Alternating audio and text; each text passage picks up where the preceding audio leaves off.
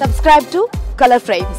దేశవాళీ ప్రతిష్టాత్మక T20 tourney Syed Mushtaq Ali ట్రోఫీలో ఆసక్తికర ఘటన చోటు చేసుకుంది. క్రికెట్ చరిత్రలోనే కని విని ఎరుగని రీతిలో ఢిల్లీ జట్టులోని మొత్తం 11 మంది ఆటగాళ్లు బౌలింగ్ చేసి ఆశ్చర్యపరిచారు. ఇలా మొత్తం 11 మంది బౌలింగ్ చేయడం ఇదే తొలిసారి. వాంఖడే స్టేడియంలో మణిపూర్తో జరిగిన మ్యాచ్లో ఢిల్లీ జట్టు ఈ ఘనత సాధించింది. ఈ మ్యాచ్లో మణిపూర్ తొలుత బ్యాటింగ్కు దిగింది. అయితే ఢిల్లీ విభిన్న వ్యూహంతో మైదానంలోకి ప్రవేశించింది. ఢిల్లీ కెప్టెన్ ఆయుష్ బడోని, వికెట్ కీపర్ కూడా 2 ఓవర్లు వేశాడు. విశేషం ఏంటంటే ఆయుష్ బడోని ఒక మేడిన్ ఓవర్ వేసి షాక్ ఇచ్చాడు. ఈ విధంగా మొత్తం 11 మంది ఆటగాళ్లు బౌలింగ్ చేసి మణిపూర్ జట్టును 120 పరుగులకే కట్టడి చేశారు. ఈ మ్యాచ్లో ఢిల్లీ జట్టు 9 బంతులు మిగిలి ఉండగానే 4 వికెట్ల తేడాతో విజయం సాధించింది. ఢిల్లీ తరఫున హర్ష్ త్యాగి, దిగ్వేష్ రాఠీ, మయాంక్ రావత్ తలో 3 ఓవర్లు బౌలింగ్ చేశారు.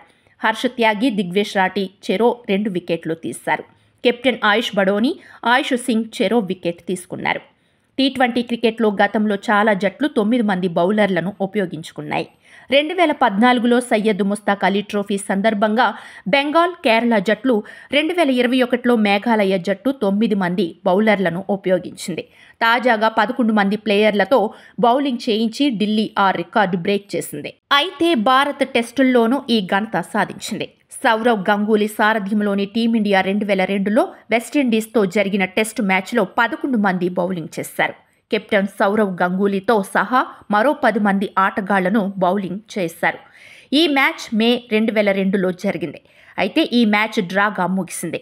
11 మంది బౌలర్ల కారణంగా ఈ మ్యాచ్ అప్పట్లో తీవ్రంగా చర్చనీయాంశమైంది. వీడియో మీకు నచ్చినట్లయితే ప్లీజ్ లైక్ చేయండి, షేర్ చేయండి, కామెంట్ చేయండి.